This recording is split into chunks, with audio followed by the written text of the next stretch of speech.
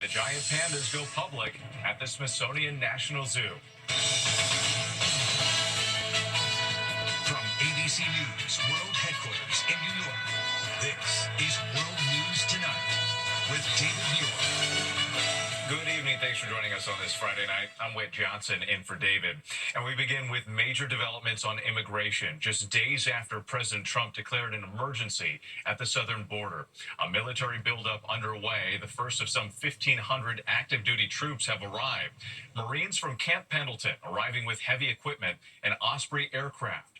And for the first time, military planes are making deportation flights. This C-17 at Fort Bliss, Texas. Migrants in restraint seen boarding a flight to Guatemala. A new image from inside another flight taking off from Tucson, Arizona. Meantime, the administration saying that arrests are ramping up. More than 500 undocumented migrants arrested in multiple cities over the last 24 hours. And tonight, the president's new border czar, Tom Homan, saying this is only the beginning. ABC's chief global affairs correspondent Martha Raddatz leads us off tonight. Tonight, for the first time, U.S. military aircraft flying undocumented migrants out of the country as President Donald Trump launches his deportation campaign. The White House releasing these pictures, dozens of migrants in chains boarding C-17 aircraft.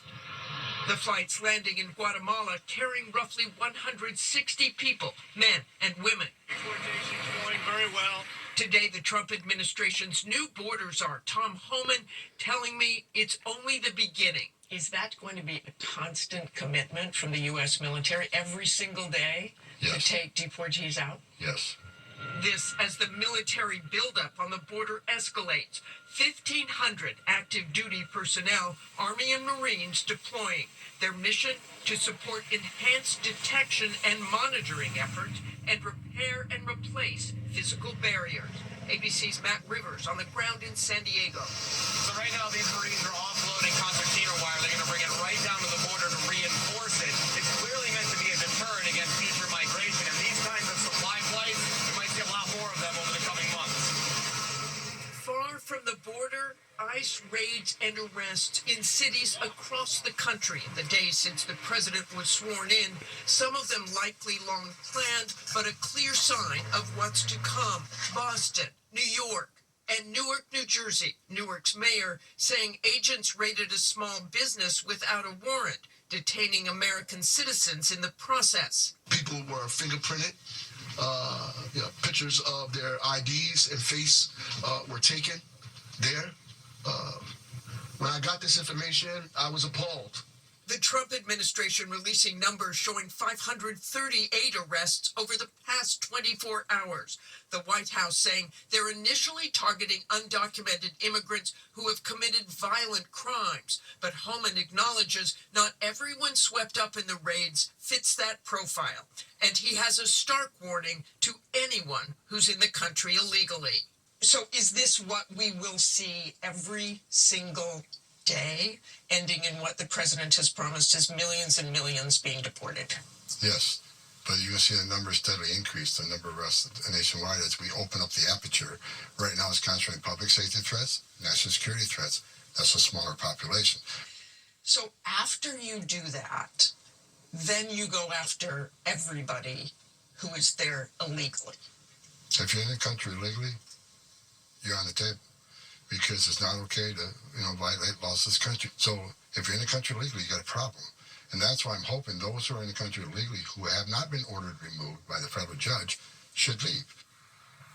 Homan was very clear that those committing violent crimes will be deported first and acknowledges that the show of force, these strong warnings to all undocumented immigrants, are meant to send a message that they should self-deport, since it would take a very long time and massive amounts of manpower and money to deport an estimated 11 million undocumented immigrants. Whit?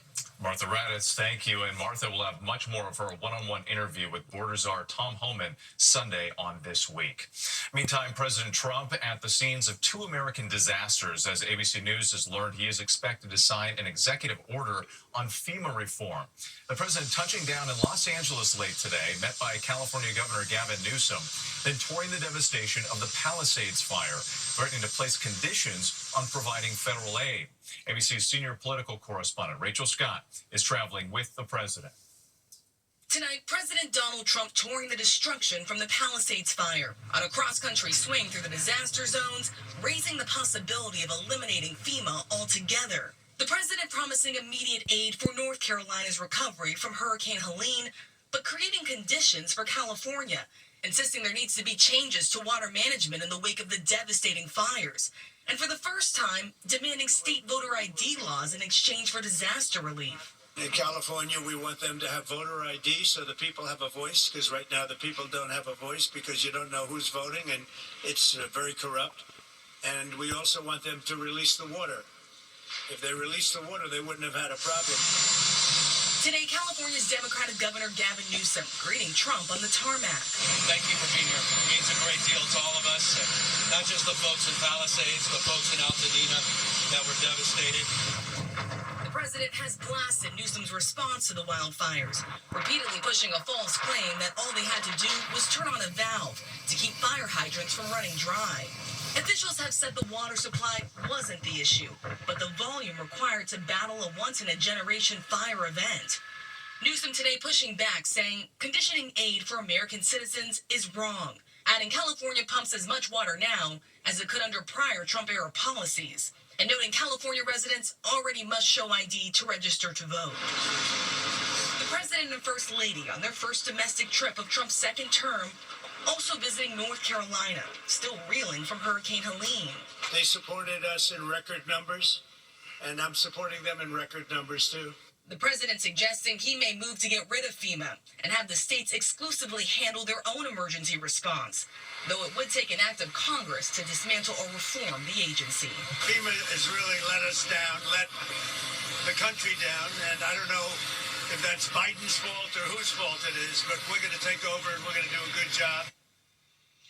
And just moments ago, we saw President Donald Trump fly over this area in a chopper. This is just some of the damage that the president will be seeing as he surveys some of the fire damage here in California. Sources tell us the president is expected to take executive action to establish a task force to review FEMA and recommend any changes. But again, the bottom line, the president does not have the authority to eliminate FEMA. That would require an act of Congress with. And sadly, there's so much damage to see there as well. Rachel Scott for us.